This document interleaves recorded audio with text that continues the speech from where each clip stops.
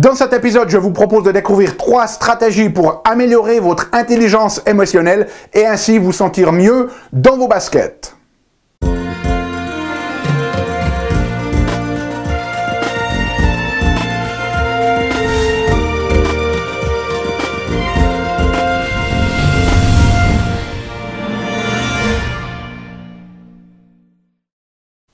Parce que la vie est bien trop magique pour être petite et que nous avons tous besoin d'une prescription pour grandir en conscience et faire que nos rêves dévorent notre vie. Bonjour, je suis le Dr Yannick Pauly, bienvenue à un nouvel épisode d'une grande vie et vous le savez, chaque semaine, dans ces épisodes, je vous propose de découvrir des stratégies pratiques pour grandir en conscience, qu'elles soient d'ordre physique, émotionnel, psychologique ou spirituel, parce que c'est cette conscience qui est au cœur d'une vie pleinement vécue et de notre évolution en tant qu'être humain. Alors, cette semaine, on va parler un petit peu d'émotion. Et puis, on va parler d'intelligence émotionnelle. L'intelligence émotionnelle, c'est ce qui finalement nous permet de mieux être dans le flot de nos émotions et de rebondir lorsque l'on a des circonstances qui déclenchent des émotions fortes chez nous. Et je vais vous proposer 3 stratégies, en fait, pour améliorer cette intelligence émotionnelle. Mais avant cela, il faut que je vous donne un peu un contexte. Et ce contexte, il est basé sur les travaux d'une psychologue américaine de l'université de Northeastern, qui travaille aussi au Massachusetts Hospital et à Harvard, et qui a publié un nouveau livre sur le sujet qui est très très intéressant. Donc, les travaux de Barrett, ils remettent en fait en question toute une série de notions que l'on avait des émotions. Et la première notion que l'on a eue pendant très longtemps, qui n'est en fait pas soutenue par la littérature scientifique, c'est que les émotions, finalement, c'est quelque chose qui est branché à l'intérieur de notre système nerveux et que c'est quelque chose d'universel. C'est-à-dire que tous les tribus du monde, les différents groupes, ont les mêmes émotions, ont une palette d'émotions de base, si vous voulez, un petit peu comme les couleurs fondamentales ou comme les 7 notes de musique, et que c'est à partir de ces 7 notes, par exemple, qu'on peut créer toute une symphonie. Donc, cette idée fondamentale, initiale, elle se révèle ne pas être exacte. En fait, les travaux de Barrett ont montré que différentes tribus dans différentes parties du monde ont des émotions qui ne sont pas forcément les mêmes que l'on a chez nous. Par exemple, chez les Esquimaux, il n'y a aucune notion de colère. Okay? Chez les Tahitiens, il n'y a aucune notion de tristesse. Chez les Norvégiens, par exemple, ils ont une émotion qu'ils appellent forelsket, désolé pour ma prononciation, mais qui est cette émotion liée à vraiment cette joie intense lorsqu'on tombe amoureux. Et dans certaines communautés philippinas, par exemple, ils ont une émotion qu'on ne connaît pas du tout chez nous, qui est ce besoin absolument irrépressible d'embrasser quelqu'un ou quelque chose lorsqu'on le trouve chou. Donc vous voyez que les différentes cultures, elles ont en fait différentes émotions, et cette notion qu'on a des émotions de base qui sont universelles et ancrées dans notre système nerveux, inné si vous voulez chez l'être humain, eh bien elles ne se révèlent pas être exactes, puisque par exemple on a dit les Esquimaux n'ont pas de notion de colère. Donc ce que montrent les travaux de Barrett, c'est que en fait les émotions, ce sont des concepts qui ont été appris, qui vous ont été inculqués, éduqués par vos parents, par la culture. Et que les émotions que vous avez aujourd'hui, que vous vivez aujourd'hui, eh bien, elles sont liées à cet apprentissage. Et si vous étiez né dans une autre culture, eh bien, vous pourriez avoir des expériences, des ressentis, des émotions complètement différents. Donc, ce qui est intéressant, c'est que si on comprend maintenant ces émotions comme une forme de concept, eh bien, si le concept que vous avez, c'est de joie, de tristesse et de colère, et que ce sont les seuls 3 concepts que vous avez, eh bien, tout ce que vous allez pouvoir expérimenter, c'est juste ces concepts-là, de la joie, de la colère ou de la tristesse. Donc, l'idée ici, pour améliorer votre intelligence émotionnelle, c'est d'étendre notre palette, en fait, de couleurs ou de notes, si vous voulez, afin que vous puissiez faire l'expérience de différentes émotions, et pas juste tout le temps les mêmes, parce que la réalité, elle est, je pense que vous serez très d'accord avec moi, c'est que la réalité, elle est que pour la majorité d'entre nous, on fait toujours un peu l'expérience des mêmes émotions, quoi. Et puis très souvent, c'est pas les plus agréables, hein. C'est très souvent la tristesse, c'est très souvent la colère, la frustration, etc. Donc l'idée ici, c'est d'élargir notre palette. Et je vais vous montrer comment est-ce que l'on peut faire ça. Donc le premier concept ici, la première stratégie que l'on a à notre disposition, c'est d'augmenter la granularité émotionnelle. Alors, qu'est-ce que ça veut dire? sais même pas si c'est un mot français, c'est tiré de l'anglais, c'est granularity, la granularité émotionnelle. Alors qu'est-ce que ça veut dire améliorer sa granularité? Ben, prenons l'exemple suivant. Imaginons pour moi que j'ai la notion de rose. Okay?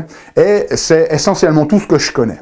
Maintenant, si je parlais avec un architecte d'intérieur, par exemple, ben lui, il aurait toute une série de roses différents. Okay? Si je viens et que je lui dis, moi j'aimerais peindre mon studio ici en rose, ben, il va me dire, mais quelle rose voulez-vous? Voulez-vous rose saumon, rose machin? Moi je ne les connais même pas. Mais il va très certainement pouvoir me parler d'une certaine palette, si vous voulez, de ces roses, ce qu'on appelle la granularité. C'est-à-dire qu'il a une palette beaucoup plus large des roses. Donc, dans sa réalité, il n'y a pas qu'un rose, il y a toute une série de roses. Et pour lui, ben, il peut passer d'un rose saumon à un rose, je ne sais pas, foncé. Okay? Alors que moi, ben, je ne peux vivre que dans ce rose-là. Alors que lui, il peut choisir différents roses. Donc, le plus vous avez de granularité, plus en fait vous avez de choix de réponse et de choix d'action.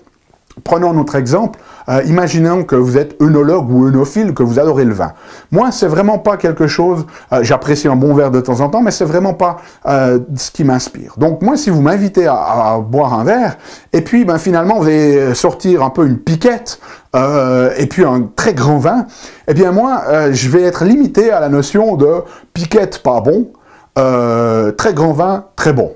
Et voilà, mon expérience se limite à ça. Alors que vous, en tant qu'œnologue ou qu'œnophile, ben vous allez distinguer la piquette avec tous ces mauvais goûts amers ou je ne sais quoi. Et puis alors, dans le grand vin, ben, vous avez toutes ces saveurs qui vont ressortir. Peut-être que c'est un peu un goût fruité, et puis peut-être que vous allez pouvoir sentir le soleil et même déterminer si la plantation est au sud ou au nord, ou que sais-je. Mais vous allez avoir une granularité beaucoup plus approfondie. Donc, votre expérience va être beaucoup plus profonde que la mienne, ou moi, je vais être limité à bon, pas bon. Okay. Et si vous manquez de granularité, ben, essentiellement, votre expérience va être limitée à moi me sentir bien, moi me sentir pas bien. Et c'est terrible de vivre comme ça, parce que c'est soit l'un, soit l'autre. Et comme la plupart d'entre nous, on a déjà un biais neurologique vers les émotions négatives, et puis que vous n'entraînez jamais neurologiquement vos émotions positives, eh bien, la plupart du temps, vous êtes dans moi me sentir pas bien. Okay. Mais plus on a de granularité, même dans le sentir pas bien, eh bien, il y a une différence entre se sentir légèrement préoccupé et se sentir totalement dans l'angoisse. Par contre, si vous n'arrivez pas à faire la distinction, eh bien, vous êtes toujours dans le pas bien. Alors que maintenant, si vous avez ces deux distinctions entre le angoisse terrible et le préoccupé, ben vous avez déjà le choix de faire l'expérience plutôt de l'anxiété ou plutôt du préoccupé. À ce moment-là, c'est peut-être déjà mieux de sentir le préoccupé plutôt que dans l'angoisse totale. Donc en fait, le plus vous avez cette granularité, le plus vous êtes palette, le plus vous avez le choix d'expérience. Okay? Donc ça, c'est la première notion à comprendre. Et ce qui est très très intéressant, c'est que dans les recherches scientifiques sur les gens qui ont des problèmes mentaux, si vous voulez, de la dépression, de l'anxiété, des troubles bipolaires, de la schizophrénie, eh bien, ils ont une réduction marquée de la granularité pour les émotions négatives. C'est-à-dire qu'ils n'ont vraiment pas la notion d'avoir plusieurs ou toute une palette d'émotions négatives. Ils ont vraiment juste cette notion de « moi, pas me sentir bien ». Et c'est ça qui participe aussi énormément à leur mal-être, parce qu'ils n'ont qu'une option, alors que si vous êtes palette, vous pouvez osciller entre cette option, et c'est déjà quelque chose de fondamental. Okay? Deuxième stratégie, eh bien, pour améliorer tout cela, c'est le dictionnaire. Alors vous me direz, qu'est-ce que le dictionnaire a à voir avec mes émotions? Eh bien, puisque on comprend maintenant que les émotions, c'est aussi un concept, eh bien, vous allez pouvoir augmenter votre palette en passant d'abord par ce concept. C'est-à-dire que vous pouvez aller dans le dictionnaire et chercher des mots qui sont liés à des émotions. Et le plus vous allez découvrir de nouveaux mots, le plus vous allez développer de nouveaux concepts, le plus vous allez pouvoir faire l'expérience de nouvelles émotions. Parce que finalement, peut-être qu'avant vous avez un ressenti particulier que vous ne savez pas comment nommer ou exactement où le classer. Hein? Peut-être que vous êtes juste dans « moi sentir bien » ou « moi sentir pas bien ».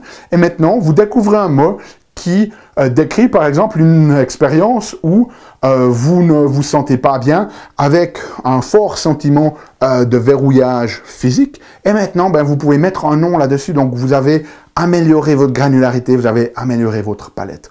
Donc, vous pouvez parcourir le dictionnaire et découvrir, en fait, ou peut-être aller sur Internet et puis sortir liste des émotions et en lire la définition. Et ça va vous aider à raffiner, en fait, votre palette d'émotions.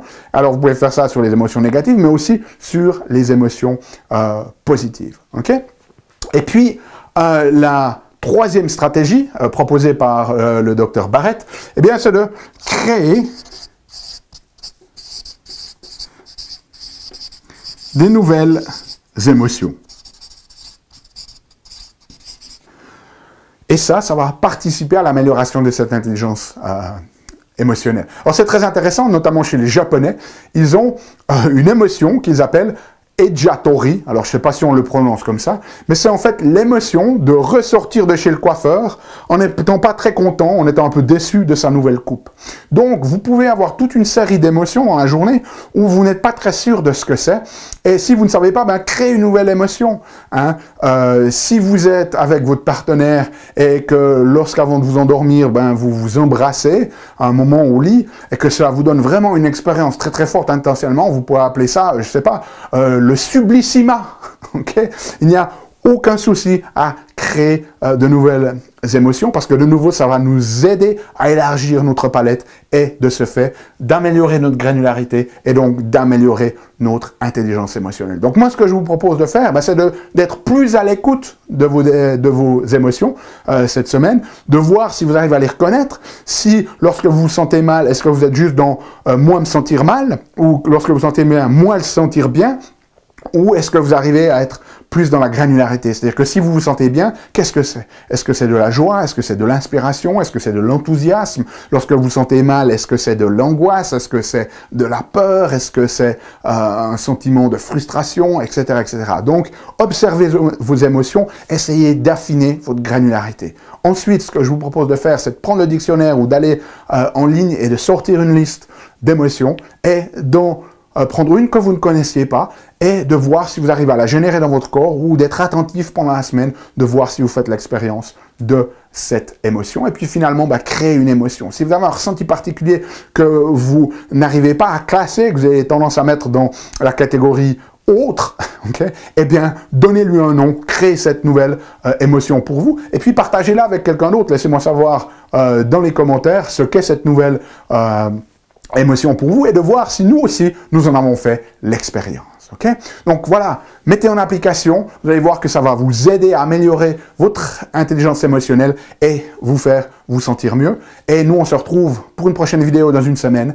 D'ici là, souvenez-vous, émerveillez-vous, aimez la vie et contribuez chaque jour un petit peu plus.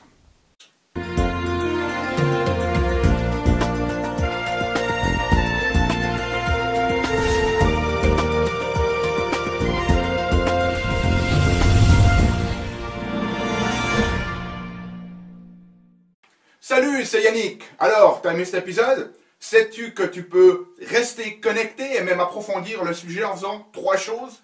La première, tu peux t'inscrire à mon compte YouTube. De cette manière, tu seras informé des prochains épisodes. La deuxième chose que tu peux faire, c'est approfondir le sujet grâce à ce DVD, les 7 clés d'une grande vie. Il est complètement gratuit. C'est le DVD d'un atelier que j'ai fait de 2 heures environ qui explique les bases de la méthodologie et qui vous donne des exercices pratiques dans la méthodologie Une Grande Vie. Donc il est gratuit. Tout ce que tu as à faire, c'est cliquer sur le lien. Et troisième chose, eh bien, je t'invite à me rejoindre sur mon blog où tu trouveras la transcription de cet épisode et aussi où tu peux t'inscrire, laisser ton email afin que je puisse t'envoyer les prochains épisodes. Donc moi, je t'invite vraiment à recevoir ce DVD puisqu'il est gratuit. À bientôt.